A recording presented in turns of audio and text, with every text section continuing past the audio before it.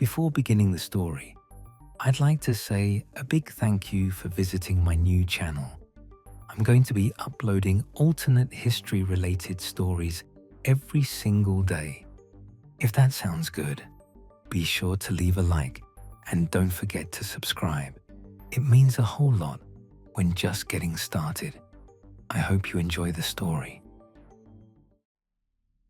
The package arrived on a Wednesday, which matters only because Wednesday is the day I work from home and was therefore there to sign for it, rather than finding a slip on the door and spending 3 days trying to pick it up from the depot before the window closed.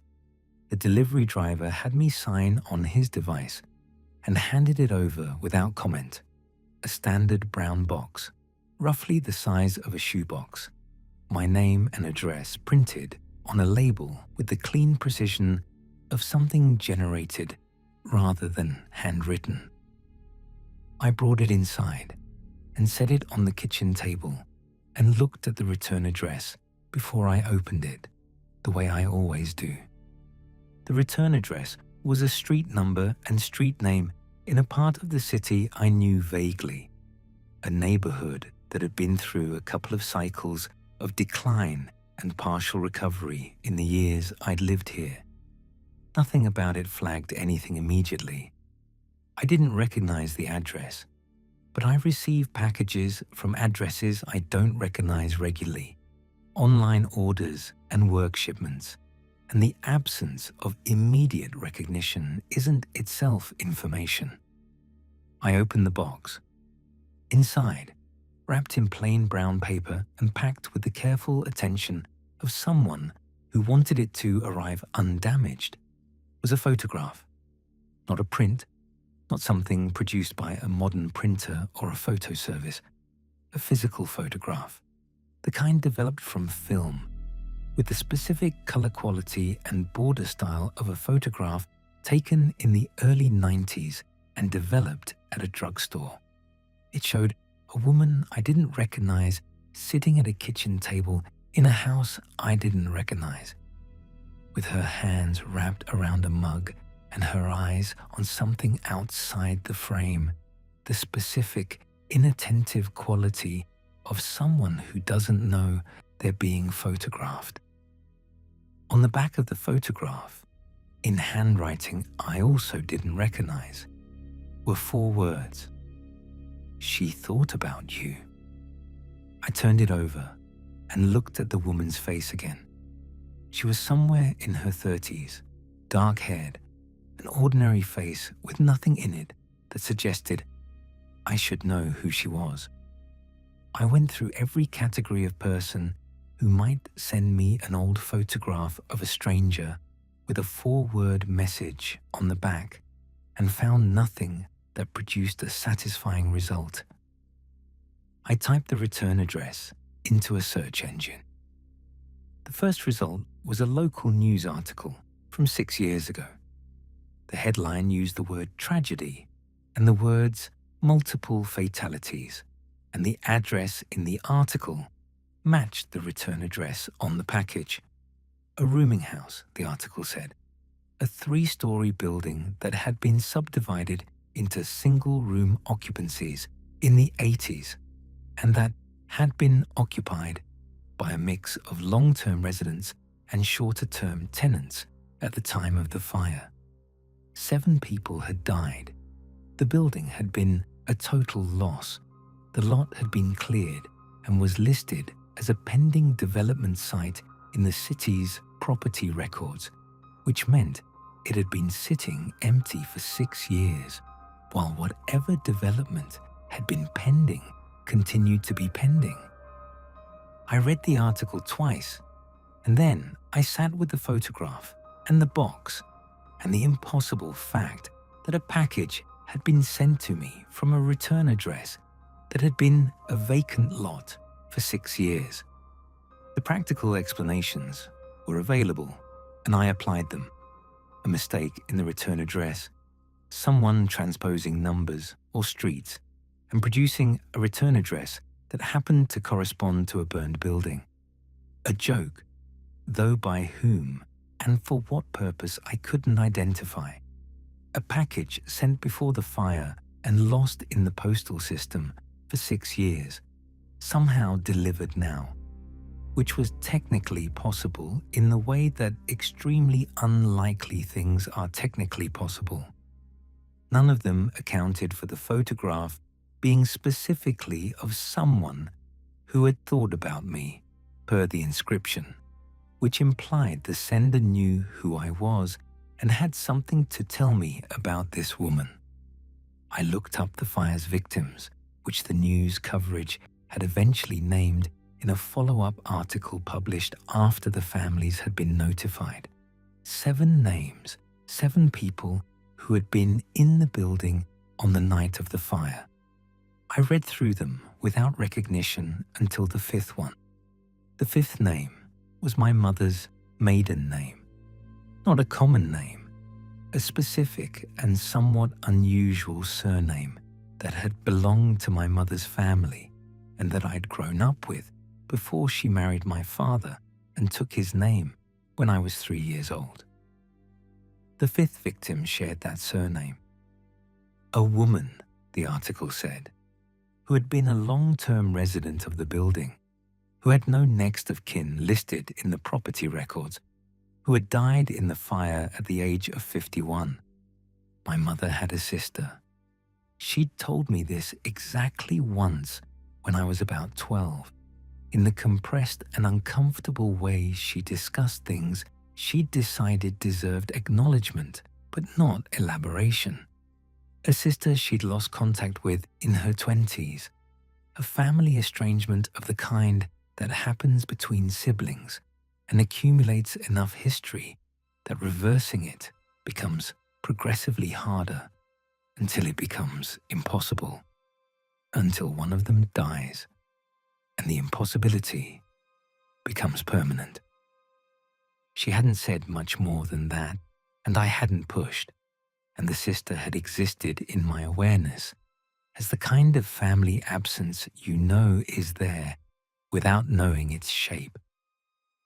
The 5th victim of the fire at the return address was the right age and the right name to be my mother's lost sister, my aunt by blood, a person I had never met and whose existence I had known about only in the vaguest terms.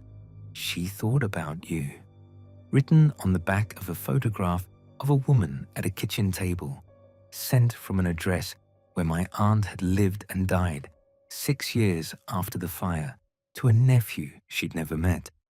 I called my mother that evening. Our relationship has its own complicated geography, but she answered, and when I described the photograph and the return address and the name in the victim's list, there was a silence on the other end of the phone that lasted long enough that I checked to see if the call had dropped. She confirmed it.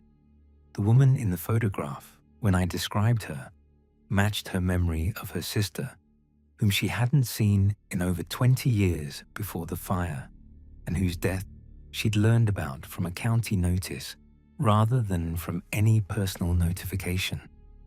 She said the 4 words on the back, when I read them to her, sounded exactly like something her sister would have said and not something her sister ever would have sent, because her sister had not had my address and had had no way of knowing I existed in any detail.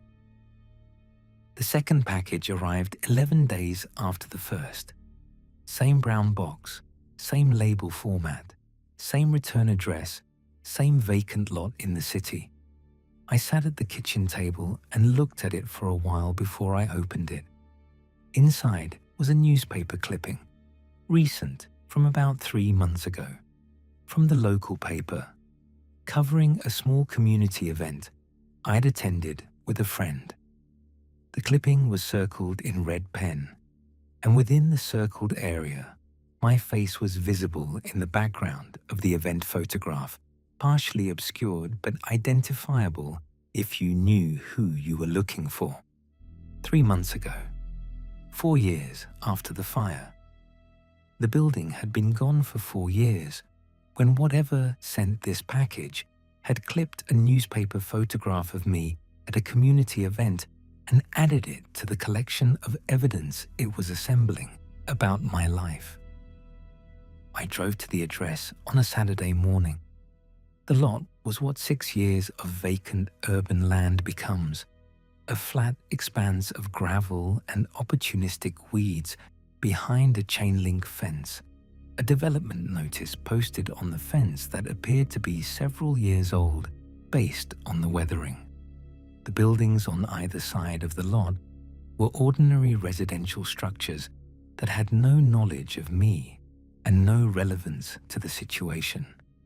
The lot itself was unremarkable in every way except for what I found near the fence on the street side, set against the chain link in a position that required someone to have placed it there intentionally.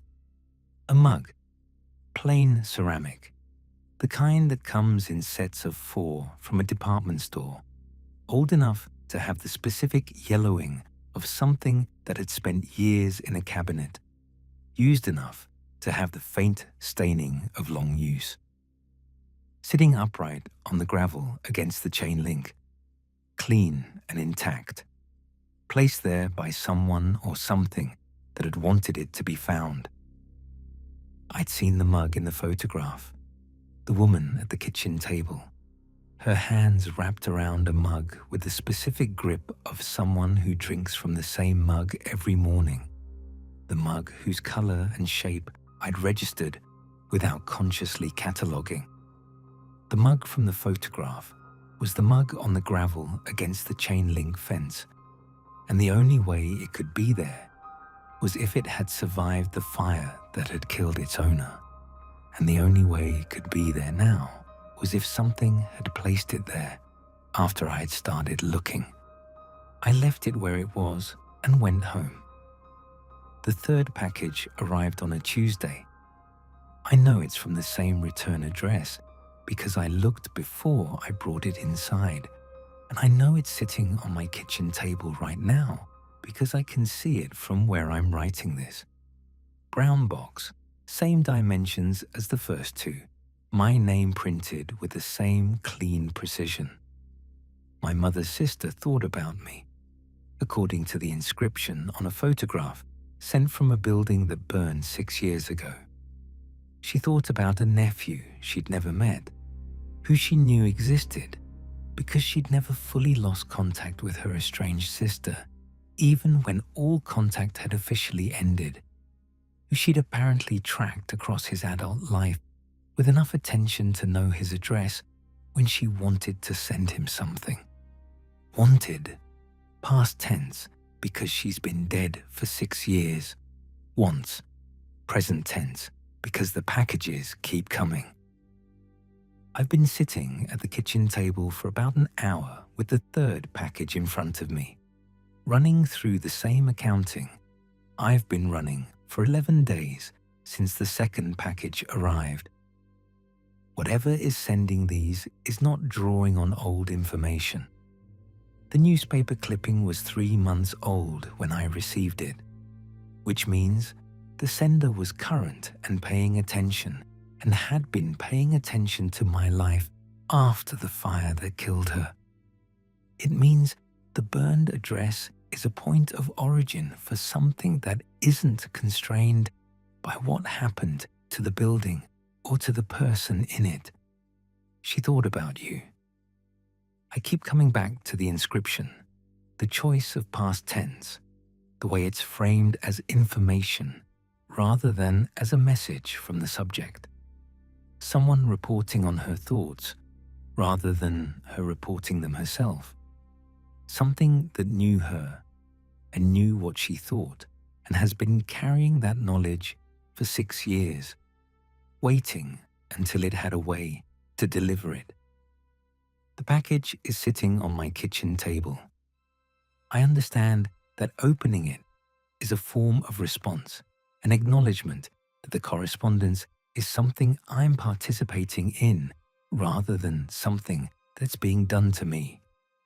I understand that whatever sent the first 2 packages may be waiting for exactly that, The moment I move from passive recipient to active participant, the moment I open something knowing what it is and choose to engage with what's inside, I also understand that I've already been engaging. I went to the address. I looked at the mug on the gravel. I called my mother and confirmed what I suspected and made the connection explicit.